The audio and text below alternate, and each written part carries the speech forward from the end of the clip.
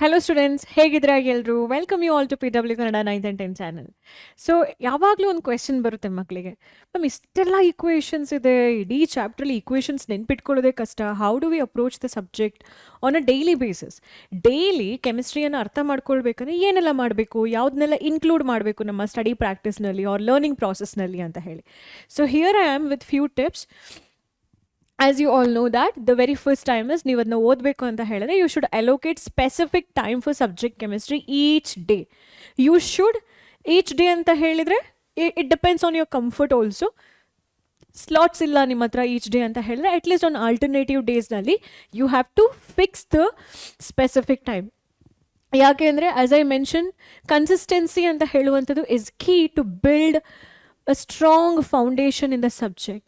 Consistency is key to building a strong foundation in the subject, so you have to allocate specific time. Review the class notes. ಅಂದರೆ ನೀವು ಕುತ್ಕೊಂಡು class notes ಬರ್ರಿ ಅಂತಲ್ಲಿ ಹೇಳಿ ಅಲ್ಲ, ಒಂದ್ಸಲ ಕ್ಲಾಸಲ್ಲಿ ನಿಮ್ಮ ಟೀಚರ್ಸ್ ಏನು ಹೇಳ್ಕೊಟ್ಟಿರ್ತಾರೆ ಆ್ಯಂಡ್ ಆರ್ ನೀವು ಆನ್ಲೈನ್ ಪ್ಲ್ಯಾಟ್ಫಾರ್ಮ್ ನೋಡ್ಕೊಂಡು ನೀವು ನಿಮ್ಮ ನೋಟ್ಸ್ನ ಪ್ರಿಪೇರ್ ಮಾಡ್ಕೋತಾ ಇದ್ದೀರಾ ಅಂತ ಹೇಳಿದ್ರೆ you have to review it. ಯಾಕೆ? So you can look into the point.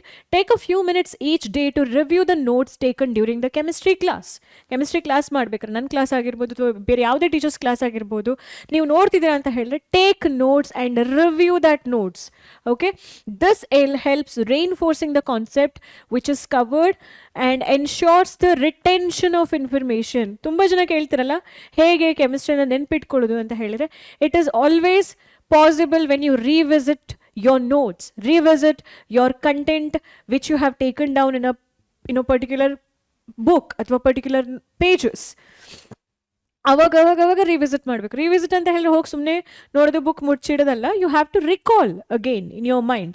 So reviewing your class notes. Next ಬಂದು keeping a notebook for formulas. This is something which I strongly insist to majority of the students who are learning chemistry. So chemistry becomes your favorite when you avoid mistake. ಯಾವುದ್ರಲ್ಲಿ mistakes ಬರುತ್ತೆ? The basic mistakes come when you write carbon dioxide like this, CO2.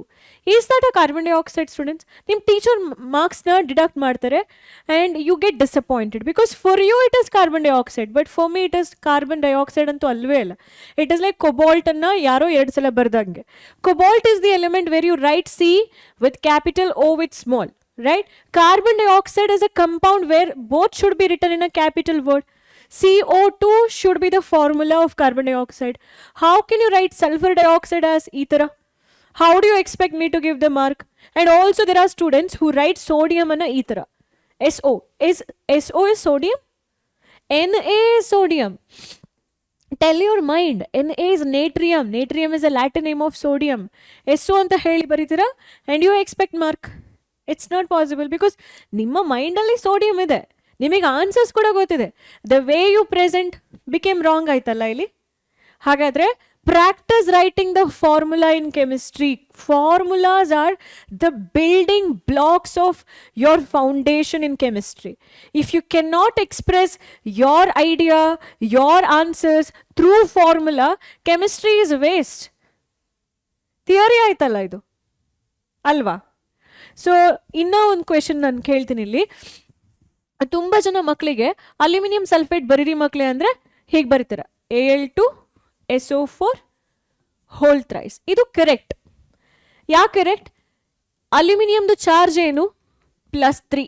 Sulphate ಇದು charge ಏನು? SO4 2-. Cross ಮಾಡಬೇಕು ನೀವು ಫಾರ್ಮುಲಾಸ್ನಲ್ಲಿ ಯಾವಾಗಲೂ ಕೂಡ, ಅಲ್ವಾ? ಈ 2 ಇಲ್ಲಿಗೆ ಬರುತ್ತೆ, 3 ಈಚೆಗೆ ಹೋದಾಗ 2 ಕಡೆ ಬ್ರ್ಯಾಕೆಟ್ ಹಾಕೊಳ್ಬೇಕು. ಯಾಕೆ ಬ್ರ್ಯಾಕೆಟ್ ಹಾಕೊಳ್ಬೇಕು? Ask yourself the question.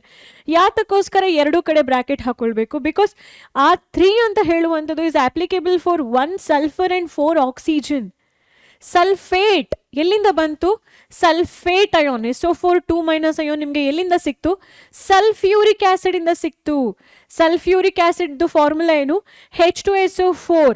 ಹಾಗಾಗಿ ಸಲ್ಫೇಟನ್ನು ನೀವು ಆಸಿಡ್ ರ್ಯಾಡಿಕಲ್ ಅಂತ ಹೇಳಿ ಕರಿತೀರಾ, correct? So what do you mean by acid radical? Ask yourself the question. So each time practice writing the formulas in a separate book. Keep writing the formulas. ನಿಮಗೆ ಗೊತ್ತಾಗುತ್ತೆ vocabulary ಎಷ್ಟು strong ಇದೆ ಅಂತೇಳಿ. If I dictate you 10 compounds, how many of you can write properly without any mistakes? If you can raise your hand, or if you can say, ma'am, yes, I can, then you're very strong.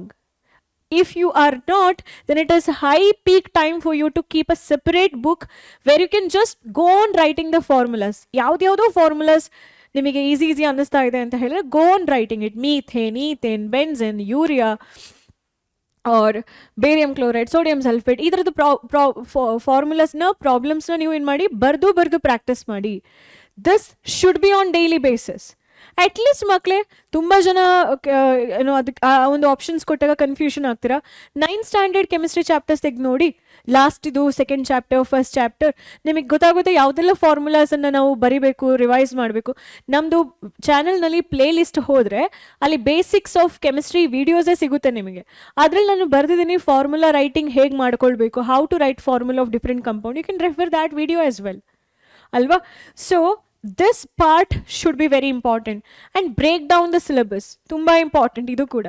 ಮಕ್ಕಳಿಗೆ first ವಿಡಿಯೋದಲ್ಲಿ first lecture ಅಂದರೆ first ಚಾಪ್ಟರ್ನಲ್ಲಿ ಬರುವ equations ನೆನ್ಪಿಟ್ಕೊಳ್ಳೋಕೆ ಕಷ್ಟ ಅಂತ ಹೇಳಿ ನಾನು previous ವಿಡಿಯೋದಲ್ಲಿ ಒಂದು ವಿಡಿಯೋದಲ್ಲಿ ನಾನು ಹೇಳಿದೆ ಹೇಗೆ ಅದನ್ನು ಪ್ರಾಸೆಸಿಂಗ್ ಮಾಡ್ಕೊಳ್ಬೇಕು. ನೆನ್ಪಿಟ್ಕೊಳ್ಳಿ, ಇಡೀ ರಿಯಾಕ್ಷನ್ಸ್ ಒಂದು 20 ರಿಯಾಕ್ಷನ್ ಇದೆ ಅಂತ ಹೇಳಿದ್ರೆ 20 ರಿಯಾಕ್ಷನ್ಸ್ನ ಒಂದೇ ದಿನ ಬರೆದು ಗಟ್ಟು ಹೊಡೆದು ನೆಕ್ಸ್ಟ್ ಡೇ ಅದನ್ನ ರಿವೈಸ್ ಮಾಡಿ 3ನೇ ದಿನ ಮರೆಯೋದಲ್ಲ ಲರ್ನಿಂಗ್ ಪ್ರಾಸೆಸ್. 20 ರಿಯಾಕ್ಷನ್ಸನ್ನು ಡಿವೈಡ್ ಮಾಡಿ, break that into divisions, sections. ಆ ಸೆಕ್ಷನ್ನಲ್ಲಿ ಒಂದು ದಿನದಲ್ಲಿ 5 ಟಾರ್ಗೆಟ್ ಇಟ್ಕೊಂಡು 5ಅನ್ನು ಕರೆಕ್ಟಾಗಿ ಪ್ರಾಕ್ಟೀಸ್ ಮಾಡಿ ಬರೆದು ನೆಕ್ಸ್ಟ್ ಡೇ ಆ 5ಅನ್ನು ಫಸ್ಟ್ಗೆ ಮೆಮೊರೈಸ್ ಮಾಡಿ ಮತ್ತೆ 5ಅನ್ನು ಓದಿ. You break the chunk or break the information into different chunks. It will be easy for you, right? So this is important because chemistry ಸಿಲೆಬಸ್ನ ಮ್ಯಾನೇಜಬಲ್ ಸೆಕ್ಷನ್ ಆಗಿ ನೀವು ಯಾವಾಗ ಟಾಪಿಕ್ ವೈಸ್ ಡಿವೈಡ್ ಮಾಡ್ತಿರೋ ಈಸಿ ಆಗುತ್ತೆ ನಿಮಗೆ ಫೋಕಸ್ ಮಾಡಲಿಕ್ಕೆ. ಅದೇ ಥರ ಟ್ರ್ಯಾಕ್ ಮಾಡ್ಬೋದು ನಿಮ್ಮ ಪ್ರೋಗ್ರೆಸ್ಸನ್ನು. ನೀವು ಎಲ್ಲಿದ್ದೀರಾ, ಯಾವುದ್ರಲ್ಲಿ ಮರಿತಾ ಇದ್ದೀರಾ, ಯಾವ್ದು ನಿಮಗೆ ಕಷ್ಟ ಆಗ್ತಾ ಇದೆ, ಎಷ್ಟು ಸ್ಟ್ರಾಂಗ್ ಇದ್ದೀರಾ ಅಂತ ಹೇಳೋದು always gives you motivation for the next day to learn new concept, right? So this part is very very important.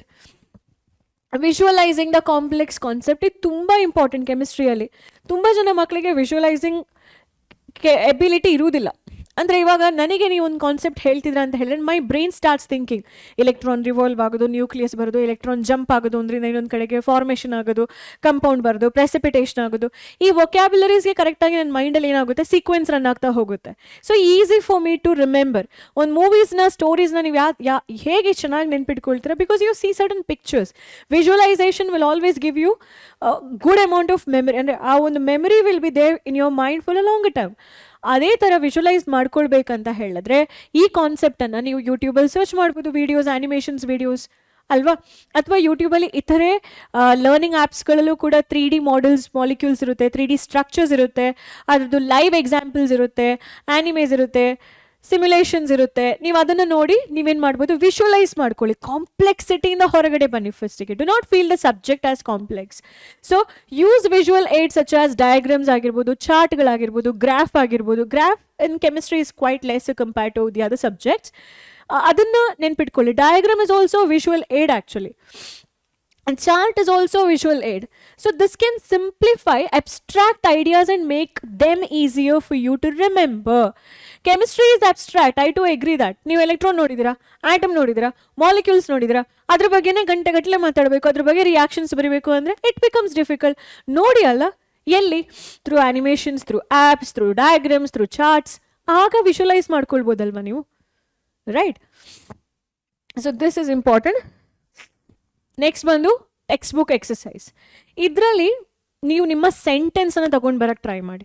ನನಗೆ ಗೊತ್ತು ನೀವೆಲ್ಲರೂ ಕೂಡ ನಿಮ್ಮದೇ ಆದ ನೋಟ್ ಬುಕ್ ಇರುತ್ತೆ, ಟೆಕ್ಸ್ಟ್ ಬುಕ್ ಎಕ್ಸಸೈಸ್ ನೀವು ಮೇಂಟೈನ್ ಮಾಡೇ ಮಾಡ್ತೀರಾ. ನೀವು ಎಕ್ಸಸೈಸ್ ಬುಕ್ ಇದು ಕ್ವೆಶನ್ಸ್ನ 1 by 1 ಪ್ರಾಕ್ಟೀಸ್ ಮಾಡೇ ಮಾಡ್ತೀರಾ ಅಂತಲೂ ಗೊತ್ತು. ಬಟ್ ನೀವು ಎಲ್ಲಿ ಫೇಲ್ ಆಗ್ತೀರಾ ಅಂದರೆ, ನೋಟ್ ಬುಕ್ನಲ್ಲಿ ನಿಮ್ಮ ಟೀಚರ್ ಒಂದು ಸೆಂಟೆನ್ಸ್ ಕೊಡ್ತಾರೆ. ಆ ಸೆಂಟೆನ್ಸ್ ನೀವು ನೆನ್ಪಿಟ್ಕೊಳ್ಬೇಕಾಗಿಲ್ಲ, ಕೀವರ್ಡ್ಸ್ ಅಷ್ಟೇ ನೆನ್ಪಿಟ್ಕೊಳ್ಳಿ.